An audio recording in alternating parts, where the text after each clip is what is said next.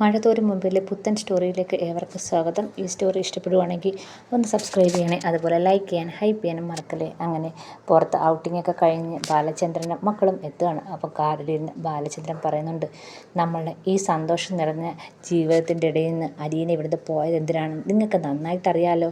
നിൻ്റെ അമ്മ തിരിച്ചു വരാനും അതുപോലെ ഇവിടെ സാധാരണ പോലെ പഴയതുപോലെ നമ്മളെല്ലാവരും ഒരുമിച്ച് ജീവിക്കാനുമാണ് അലീന പോയത്. അത് ഓർമ്മ വേണം. പിന്നെ നിങ്ങളുടെ അമ്മ തിരിച്ചു വന്നത് എന്നെ മര്യാദ പഠിപ്പിക്കാനാണ്. ആ കാര്യം നിങ്ങൾ വിട്ടേരെ.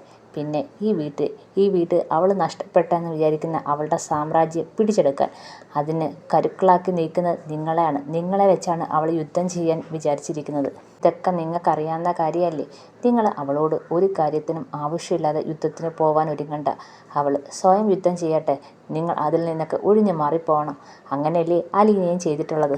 നിങ്ങൾ ഇതിലൊന്നും ഇടപെടാനും നിൽക്കണ്ട. പിന്നെ ഞാനും അവളും തമ്മിലുള്ള കാര്യം അത് ഞങ്ങൾ തമ്മിൽ തീർത്തോളാം. അതുകൊണ്ട് നിങ്ങൾ കൂടുതൽ പ്രശ്നങ്ങളൊന്നും ഉണ്ടാക്കാതെ നിങ്ങളുടെ കാര്യം നോക്കി നിങ്ങൾ പോവുക.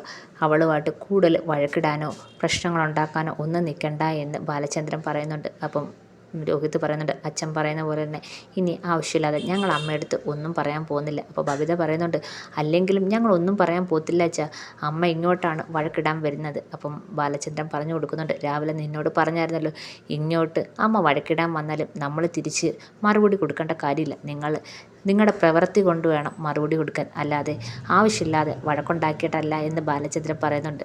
അപ്പം അങ്ങനെ മക്കളെ എല്ലാം കാര്യം പറഞ്ഞ് മനസ്സിലാക്കിയിട്ട് എല്ലാവരും കാറിൽ നിന്ന് ഇറങ്ങുന്നുണ്ട്. അപ്പം അവിടെ ഹാളിൽ തന്നെ നമ്മുടെ വൈജയന്തി എല്ലാവരെയും കാത്തിരിക്കുകയാണ്. അങ്ങനെ ഇവർ വരുന്ന കാണുമ്പോൾ തന്നെ വൈജയന്തി ഇങ്ങോട്ട് വരുന്നുണ്ട്. എന്താ ഔട്ടിംഗ് ഒക്കെ കഴിഞ്ഞ് എല്ലാവരും സന്തോഷമായിട്ടാണോ തിരിച്ചു വരുന്നത്? ബാലചന്ദ്രൻ്റെ വിചാരം ഇങ്ങനെയൊക്കെ ചെയ്യുമ്പം എന്നെ അങ്ങ് തോപ്പിച്ച് കളയാമെന്ന ബാലചന്ദ്രൻ്റെ വിചാരം. പക്ഷെ സ്വയം തോക്കുകയാണെന്ന് ബാലചന്ദ്രൻ അറിയത്തില്ലല്ലോ എന്ന് പറയുന്നുണ്ട്.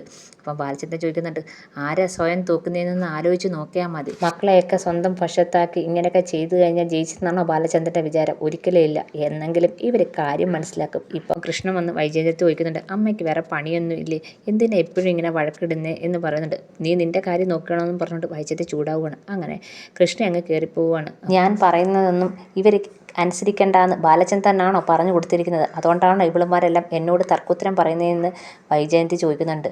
അപ്പം ബാലചന്ദ്രൻ പറയുന്നുണ്ട്, അവരോരോ സ്ഥാനത്തിരിക്കുകയാണെങ്കിൽ എല്ലാവരും കേൾക്കും. ഞാനെന്താ ഈ വീട്ടിലെ ആരും അല്ലയോ? ഇത് എൻ്റെ മക്കളല്ലയോ? ഞാൻ ബാലചന്ദ്രൻ്റെ ഭാര്യയല്ലയോ എന്നൊക്കെ വൈജ ചോദിക്കുന്നുണ്ട്. അപ്പോൾ ബാലചന്ദ്രൻ ചോദിക്കുകയാണ്, ആര് പറഞ്ഞ് നീ എൻ്റെ ഭാര്യയാണെന്ന്? ഇത് കേൾക്കുമ്പോൾ വൈജ ഒന്ന് ഞെട്ടുന്നുണ്ട്. എന്നിട്ട് ചോദിക്കുകയാണ്, എന്താ എനിക്ക് ഈ വീട്ടിലൊരു സ്ഥാനം ഇല്ലയെന്ന് ചോദിക്കുകയാണ്. എന്താ ഞാൻ ഈ വീട്ടിലെ ആരും അല്ലയോ? ബാലചന്ദ്രൻ്റെ മനസ്സിൽ എനിക്കൊരു സ്ഥാനം ഇല്ലയെന്ന് ചോദിക്കുകയാണ്. പിന്നെ ഞാൻ ഈ വീട്ടിലെ ആരാന്ന് ചോദിക്കുകയാണ്. ഇത് കേൾക്കുമ്പോൾ ബാലചന്ദ്രൻ കുറച്ച് ദേഷ്യത്തോടെ പറയുകയാണ്, നീ ഈ വീട്ടിലെ ആരാന്ന് എനിക്കറിയത്തില്ല. ഞാനില്ലാത്ത സമയത്ത് അലഞ്ഞു തിരിഞ്ഞ് നടന്ന ഏതോ ഒരു പ്രേതം ഒളിച്ചും പാത്തും ഈ വീട്ടിലേക്ക് കയറി, അതാ നിൻ്റെ സ്ഥാനം എന്ന് പറയുകയാണ്. അപ്പം ബാലചന്ദ്രൻ്റെ മനസ്സിൽ എനിക്കൊരു സ്ഥാനം ഇല്ലേന്ന് ചോദിക്കുകയാണ്. ഇത് കേൾക്കുമ്പോൾ ബാലചന്ദ്രൻ വീണ്ടും പറയാണ്, നീ എൻ്റെ മനസ്സിൽ നിന്ന് അന്നേ ഇറങ്ങിപ്പോയത്. ഈ വീട്ടിൽ നിന്ന് പോയപ്പം എൻ്റെ മനസ്സിൽ നിന്നും നീ ഇറങ്ങിപ്പോയത്. നീ പിന്നെ തിരിച്ച് കയറട്ടെ എന്ന് ചോദിച്ചിട്ടുമില്ല, ഞാൻ നിന്നെ മനസ്സിൽ കയറ്റിയിട്ടുമില്ല. എൻ്റെ മനസ്സിൽ ഒരു സ്ഥാനവും ഇല്ല. അലഞ്ഞു നടന്ന ഒരു പ്രേതം വീട്ടിലേക്ക് വന്ന് അങ്ങനെ മാത്രമേ ഞാൻ വിചാരിച്ചിട്ടുള്ളൂ. ഇനി എൻ്റെ മനസ്സിൽ നിനക്കൊരു സ്ഥാനവും ഇല്ലെന്നും പറഞ്ഞ് ബാലചന്ദ്രൻ അങ്ങ് കയറിപ്പോവാണ്. അങ്ങനെ സങ്കടത്തോടെ കണ്ണ് നിറഞ്ഞ് നിൽക്കുകയാണ്. അങ്ങനെ രോഹിത്തും അങ്ങ് കയറിപ്പോവാണ്. ഇതൊക്കെ കേട്ട് ബബിത ഇങ്ങനെ നിൽക്കുകയാണ്. ബബിതയ്ക്ക് ഒന്നും അറിഞ്ഞുകൂടാത്തതുകൊണ്ട് ബബിത ഇങ്ങനെ ഞെട്ടി നിൽക്കുകയാണ്.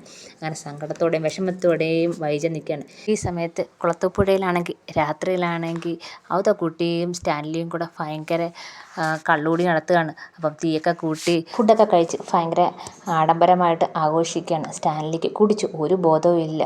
ആ രീതിയിൽ സ്റ്റാൻലി കുടിച്ചിട്ടുണ്ട്. ഇപ്പം ഇത്രയും നാൾ മനസ്സിൽ വെച്ചിരുന്ന സങ്കടവും വിഷമമൊക്കെ സ്റ്റാൻലി വിളിച്ചു പറയുകയാണ്. ഇത്രയും നാൾ ഗൗരവത്തോടെ സ്ട്രിക്റ്റായിട്ട് നിന്ന സ്റ്റാൻലി അല്ല അവിടെ കാണാൻ പറ്റുന്നത്. അപ്പം അവതക്കുട്ടി ഇതൊക്കെ കണ്ടുകൊണ്ടിരിക്കുകയാണ്. അപ്പച്ചനറിയാവോ എൻ്റെ മോള് മിടുക്കില്ലെന്ന് ചോദിക്കുകയാണ്. അപ്പം അവതക്കുട്ടിക്ക് മനസ്സിലാവുന്നുണ്ട്. അവതക്കുട്ടി പറയുകയാണ്, നീ ഒരുപാട് കുടിച്ച് നീ പോയി കിടക്കടാ എന്ന് പറയുന്നുണ്ട്. ഞാൻ ചോദിച്ചതിന് ഉത്തരം പറ, അപ്പച്ചൻ പറ, എൻ്റെ മോള് മിടുക്കില്ലെന്ന് ചോദിക്കുകയാണ്. ആ മിടുക്കിയല്ലെന്ന് ആര് പറഞ്ഞ്? എൻ്റെ മോള് ഒരു രാജകുമാരിയല്ലേ എന്നൊക്കെ ചോദിക്കുന്നുണ്ട്. അതെ, രാജകുമാരി തന്നെയാണ്. കൊട്ടാരമട്ടത്തിൽ സ്റ്റാൻലി ജോസഫിൻ്റെ മകൾ ഒരു രാജകുമാരിയാണെന്ന് പറയാണ്. അപ്പോൾ ഇത് കേൾക്കുമ്പോൾ അവതക്കുട്ടിക്ക് കാര്യമൊക്കെ മനസ്സിലാവുന്നുണ്ട്. ഒരു ബോധവും ഇല്ലാതെ മനസ്സിലെ വിഷമവും സങ്കടങ്ങളൊക്കെ സ്റ്റാൻലി വിളിച്ച് പറയുകയാണെന്ന് അവതക്കുട്ടിക്ക് മനസ്സിലാവുന്നുണ്ട്. അങ്ങ് മുറിയിലാണെങ്കിൽ അലീന സൗണ്ടൊക്കെ കേൾക്കുന്നുണ്ട്, പുറത്ത് നടക്കുന്ന സൗണ്ടൊക്കെ കേൾക്കുന്നുണ്ട്. അപ്പം സ്റ്റാൻലി ആണെങ്കിൽ പറയുന്നുണ്ട്, എൻ്റെ മോളുടെ പേര് ഞാൻ മാറ്റി കുളത്തൂപ്പുഴയിലെ രാജകുമാരി എന്നാക്കി, പ്രിൻസസ് രാജകുമാരി എൻ്റെ മോള് എന്നൊക്കെ പറഞ്ഞ് സ്റ്റാൻലി എന്തൊക്കെയോ പിച്ചും പേയും പറയുന്നുണ്ട്. ഞാൻ എൻ്റെ മോളെയും കൊണ്ട് ലോകം ചുറ്റാൻ പോവും. ഈ ലോകം എല്ലാം കണ്ടിട്ട് തിരിച്ചെത്തുമ്പം ആ രാജകുമാരിയെ ഒരു രാജകുമാരനെ കൊണ്ട് കല്യാണം കഴിപ്പിക്കും എന്നൊക്കെ സ്റ്റാൻലി പിച്ചും പേയും പറയുകയാണ്. ഭയങ്കര സങ്കടത്തോടെ വിഷമത്തോടെയാണ് പറയുന്നത്. ഇത്രയും നാൾ എൻ്റെ മോള് 23 വർഷം അപ്പച്ച, എൻ്റെ മോള് ആരുമില്ലാതെ അനാഥയെ പോലെ കഴിഞ്ഞിരുന്ന് എനിക്കതിൽ നല്ല വിഷമമുണ്ടെന്ന് പറയുകയാണ്. ഞാൻ പറഞ്ഞത് ശരിയല്ലേ അപ്പച്ച? എൻ്റെ മോള് ഈ 23 വർഷവും ആരുമില്ലാതെ ഒറ്റയ്ക്ക് അനാഥാലയത്തിൽ കഴിഞ്ഞ് ഈ പപ്പ ഉണ്ടായിട്ട് പോലും അവൾക്ക് ആരുമില്ലാതെ അവൾ കഴിഞ്ഞെന്നൊക്കെ പറഞ്ഞ് ഭയങ്കര സങ്കടത്തോടെ കരയൊക്കെ ചെയ്യുകയാണ്. അപ്പോൾ അവതക്കുട്ടി പറയുന്നുണ്ട്, അലിച്ച മതി, ഇനിയും നീ ഓവറായാൽ ശരിയാവത്തില്ല, പോയി കിടക്ക് എന്ന് പറയാണ്. അപ്പച്ച, ഞാൻ എൻ്റെ മനസ്സിലെ സങ്കടവും വിഷമമൊക്കെ പറയട്ടെ, എനിക്ക് ഇപ്പോഴേ അപ്പച്ചനോട് പറയാൻ പറ്റൂ. എൻ്റെ മോള് ഒരു രാജകുമാരിയാണ്, അവളെ ഒരു രാജകുമാരനെ കൊണ്ട് തന്നെ കല്യാണം കഴിപ്പിക്കണം എന്നൊക്കെ പറയാണ്. അപ്പോൾ അവതക്കുട്ടി പറയുന്നുണ്ട്, നിൻ്റെ ആഗ്രഹം പോലെ എല്ലാം നടത്താം, നീ പോയി കട എന്ന് പറഞ്ഞ് നിർബന്ധിച്ച് പറഞ്ഞു വിടുന്നുണ്ട്. അപ്പോഴും സ്റ്റാൻലി പറഞ്ഞുകൊണ്ട് പോകുന്നത്, എൻ്റെ മോള് പാവോ, അവൾ 23 വർഷം ആരുമില്ലാതെ അനാഥയായിട്ട് ജീവിച്ച് എനിക്ക് സങ്കടമുണ്ട് അപ്പച്ച, എനിക്ക് സങ്കടമുണ്ട് അപ്പച്ച എന്നൊക്കെ പറഞ്ഞ് ഭയങ്കരമായിട്ട് കരഞ്ഞുകൊണ്ടാണ് പോകുന്നത്. ഇതൊക്കെ അലീന മുറിയിലിരുന്ന് കേട്ട് സങ്കടത്തോടെ ഇങ്ങനെ ഇരിക്കുകയാണ്. ഇനിയോട് സ്റ്റാൻലിക്ക് നല്ല സ്നേഹമുണ്ടെന്ന് അവതക്കുട്ടിക്ക് മനസ്സിലാവുന്നുണ്ട്. അങ്ങനെ ഭയങ്കര സങ്കടത്തോടെ വിഷമത്തോടെ മുറിയിലേക്ക് പോവുകയാണ് സ്റ്റാൻലി. അപ്പോൾ ഇതൊക്കെ കേട്ട് ഭയങ്കര വിഷമത്തോടെ അവതക്കുട്ടിയും നിൽക്കുന്നുണ്ട്. അങ്ങനെ പിറ്റേന്ന് തന്നെ ലീന അവതക്കുട്ടിയെടുത്ത് ചോദിക്കുന്നുണ്ട്, എന്താ ഇന്നലെ രാത്രി ഭയങ്കര ബഹളമായിരുന്നല്ലോ എന്ന് ചോദിക്കുന്നുണ്ട്. അപ്പോൾ അവതക്കുട്ടി പറയുന്നുണ്ട്, ഏയ് ഒന്നുമില്ല, അവൻ ഇന്നലെ കുടിച്ചു ബോധമില്ലാതെ എന്തൊക്കെയോ പറയുന്നുണ്ടായിരുന്നു. എൻ്റെ കാര്യമാണല്ലോ പറഞ്ഞതെന്നൊക്കെ ലീന ചോദിക്കുന്നുണ്ട്. അതെ, മോളുടെ കാര്യം തന്നെയാണ്. അവന് നല്ല വിഷമമുണ്ട്, മോള് ഇത്രയും നാൾ ആരുമില്ലാതെ കഴിഞ്ഞെന്ന് ഓർത്ത് അവന് നല്ല വിഷമമുണ്ട്. അത് പറഞ്ഞ് ഇന്നലെ സങ്കടത്തോടെ ഒത്തിരി വിഷമിച്ചെന്ന് പറയാണ്. അപ്പോൾ അലീന ഇങ്ങനെ സങ്കടത്തോടെ നോക്കുകയാണ്. ഇത്രയും നാൾ എൻ്റെ മോള് ആരുമില്ലാതെ അനാഥാലയത്തിൽ കഴിഞ്ഞെന്നൊക്കെ പറഞ്ഞ് ഭയങ്കര സങ്കടത്തോടെ ഇരിക്കുകയാണ്. ഇന്നലെ അവൻ കുടിച്ചപ്പം അവൻ്റെ മനസ്സ് തുറന്ന് അവൻ്റെ സങ്കടമെല്ലാം പുറത്ത് വന്ന് ഒരു കാര്യം മനസ്സിലായി, നിന്നെ ഭയങ്കര ഇഷ്ടമാണ് അവന്.